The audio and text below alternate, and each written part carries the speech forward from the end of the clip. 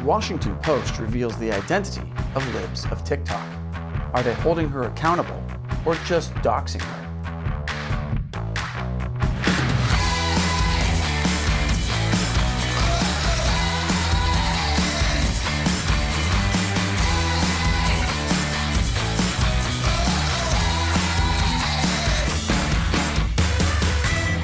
Welcome to America Uncovered. I'm Matt Ganejda, filling in for Chris Chappell. This episode is sponsored by Surfshark. Whenever you go online, you should be using a VPN like Surfshark to protect yourself. Protecting your identity online is especially important when reporters are trying to reveal something you're trying to keep secret. See, last week, the Washington Post published an article revealing the identity of Libs of TikTok. Now, if you're a normal person and not extremely online, that means nothing to you. Congratulations on maintaining healthy boundaries.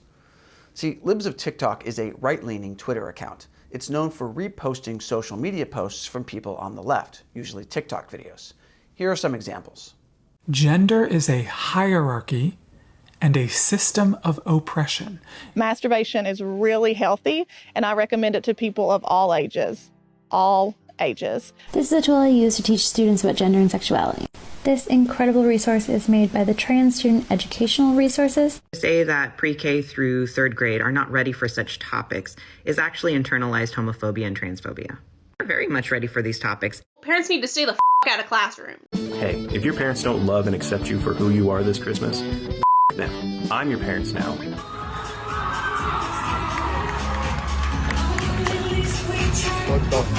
Keep in mind that these are all reshares of already public TikTok videos, things that the people in the videos had publicly posted themselves. But Libs of TikTok does add commentary, like calling the drag show sickening. The Twitter account is influential. It has hundreds of thousands of followers. People like Joe Rogan, Tucker Carlson, and Laura Ingraham have referenced Libs of TikTok. Even Florida Governor Ron DeSantis' press secretary, Christina Pushaw, gave her a shout out. Many on the right praise Libs of TikTok for exposing people who promote gender theory ideas in classrooms. But many on the left see the account as promoting a negative image of the LGBTQ community. Until recently, nobody knew who Libs of TikTok actually was, and Libs of TikTok wanted it to stay that way. She has appeared on Fox News and other media multiple times, but always anonymously. But then, Washington Post reporter Taylor Lorenz exposed her identity in a story where she claimed that Libs of TikTok was secretly fueling the right's outrage machine. Lorenz managed to track down Libs of TikTok and visit her relatives. Then she revealed the identity of the person behind Libs of TikTok to the world, as well as her profession, her work address, and other personal details. When that happened, many on the left applauded what Lorenz did, but many on the right accused Lorenz of doxing Libs of TikTok. I'll explain after the break. Welcome back. Washington Post reporter Taylor Lorenz published the identity of Libs of TikTok, revealing her as an Orthodox Jewish real estate salesperson in Brooklyn named Chaya Raichik. Now, technically, Lorenz wasn't the first one to identify Raichik online, but she did write an article in the Washington Post about her that widely exposed her identity. Many on the left applauded Lorenz for good reporting and journalism, including other journalists. But the right called Lorenz out for doxing. Doxing means to publicly share previously private information about a person, usually online. It might be things like their name, their employer, their home address, and the purpose of doxing is usually to harass the person. Now, there's technically no federal law that specifically relates to doxing. Releasing personal information that's publicly available and obtained legally isn't necessarily a crime. But depending on circumstances, doxing can get you arrested, especially if it's intended to publicly shame or cause harm. Many on the right are convinced Lorenz is doing just that. That the point of her article was to expose and shame Libs of TikTok. That's because Lorenz included a link to Raichik's name, real estate license number, and work address. The link has since been deleted, but it was enough to put a target on Chaya Raichik's back. Actually, multiple Chaya Raichik's backs. There are several other people who are also named Chaya Raichik. I guess it's a common name? Anyway, the reporter Taylor Lorenz has been slammed as a hypocrite for doxing Libs of TikTok since she herself had complained about how trolls doxed her family and friends. I've had to remove every single social tie. I had severe PTSD from this. I contemplated suicide. It got really bad. You feel like any little piece of information that gets out on you will be used by the worst people on the internet to destroy your life. And it's so isolating. And terrifying. It's horrifying. Given that Lorenz just gave ammo for trolls to harass libs of TikTok, the right is calling her out for double standards. Yes, it's very bad when information gets out that may be used against you. Said the journalist literally a week before she wrote an article doxing an anonymous Twitter account. This is exactly why you can't take the tears seriously from these people. She is doing what she just said should never be done. Some say the Washington Post is being anti-Semitic by identifying libs of TikTok as a powerful Orthodox Jew who's shaping the media. They argue that this could lead to hate crimes, which is why some rabbis are demanding an apology from the Washington Post. Meanwhile, Tucker Carlson is claiming that the German government is out to shut down libs of TikTok. That's not to say they're all correct, but the general consensus on the right is that Lorenz definitely doxed libs of TikTok. The left, however, doesn't see it that way. They see Lorenz's expose as accountability. I'll explain after the final commercial break. Welcome back. The right criticizes Washington Post reporter Taylor Lorenz for doxing libs of TikTok, aka Chaya Raichik. Raichik wanted to stay anonymous, but Lorenz revealed her name and personal work information. This information could be used to harass and potentially harm Raichik, which is why the right argues that what Lorenz did was doxing. Many on the left, however, say unmasking her was good, because the real victims are the teachers and the LGBTQ people exposed by libs of TikTok.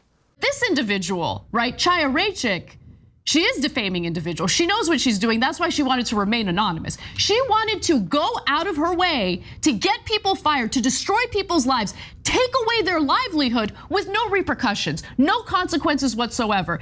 Libs of TikTok often reveals the names and locations of teachers and others on the left in her posts. Tyler Rinn was one of them. He reportedly lost his job as an English teacher and faced death threats after his TikTok video was reposted by libs of TikTok.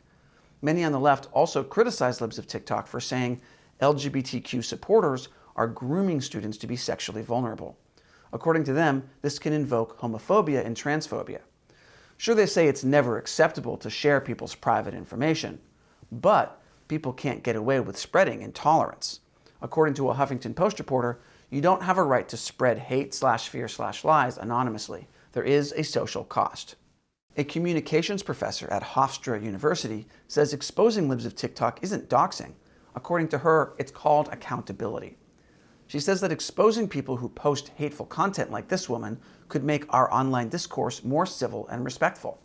Yeah, 'cause that always works. Those on the left say that the public has the right to know who's behind libs of TikTok.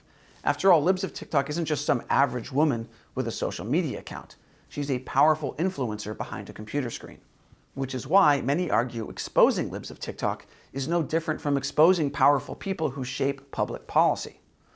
Lorenz herself defended her piece on CNN by saying libs of TikTok could have been a foreign actor.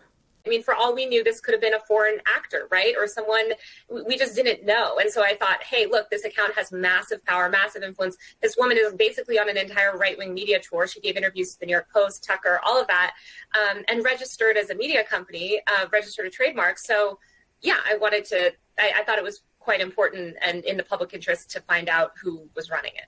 Now, Lorenz has a point. If libs of TikTok had been run by a Russian troll farm or a right-wing group funded by the Koch brothers, yes, that would be newsworthy. But it's not. In the end, what did Lorenz's article reveal? That libs of TikTok is run by an American Orthodox Jew with right-wing politics. The point of the article seems to be mostly about revealing Raichik's name. It doesn't really tell us anything about Raichik. Lorenz seems to be less interested in finding out who she is and more interested in smearing her. Lorenz says Raichik used QAnon-related language in a tweet. This is the tweet. The article also talks about how Raichik was at the January 6th Capitol riot, although it doesn't give any indication that she went inside the Capitol or did anything illegal. And most damning of all, Raichik started a parody Twitter account pretending to be a White House houseplant. Left-leaning journalist Glenn Greenwald says this is a misuse of journalism. But the fact that they're incapable of understanding this distinction, that journalism is supposed to be about what Watergate did, targeting powerful people, and not about targeting obscure and relatively powerless individuals, to me, illustrates the entire pathology at play here about how they've lost the understanding of what journalism is supposed to be. But according to Lorenz, the problem isn't just with Raychick. Because some of her videos are crowdsourced, Libs of TikTok represents the collective right-wing hive mind. Lorenz argues that the popularity of Libs of TikTok is a symptom of the right's hatred of the LGBTQ community, which makes exposing her fair game. The Washington Post defended Lorenz, saying that she complied with the Post's professional standards. But the information they revealed was more than necessary for journalism. Even the Washington Post admitted to that when they removed the link tied to Raychick's work information from the article, saying ultimately, we deemed it unnecessary. The controversy could hurt the Washington Post because more people might distrust it as a source. It is also feeding the culture war between the left and right. And the Washington Post article raises a lot of questions about the ethics of journalism and the right to anonymity. Do we now live in a world where people not only have to worry about being canceled, but also about being exposed by mainstream media? This is a messy situation. If there's anything we can learn from it, it's this. No one should be using TikTok. TikTok is easily the worst viral plague China has unleashed on the world in the past few years. If only the CDC would protect us from it by requiring everyone to wear eye masks. And this episode is sponsored by Surfshark. Whether you own a Twitter account that makes fun of certain ideology, or you're a reporter trying to avoid harassment, I strongly suggest you use a VPN when you go online. I use Surfshark. I've been using it for years on my laptop and my cell phone. And actually, I can use it on all my devices with a single account. Surfshark is easy to use. It lets you choose where you connect through, whether it's the fastest server, the nearest country, or a place that you pick that has especially good privacy protections, like Iceland. See, when you go online without a VPN, everything you do is being tracked and logged. But Surfshark intentionally does not keep logs of what you do. And Surfshark secures your data with top-of-the-line, uncrackable encryption.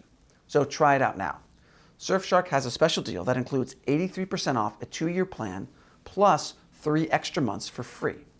You can protect yourself for just $2.21 a month. So go to surfshark.com/uncovered and use the code UNCOVERED to secure this deal. The link is below. Once again, I'm Matt Gnezda. Thanks for watching America Uncovered.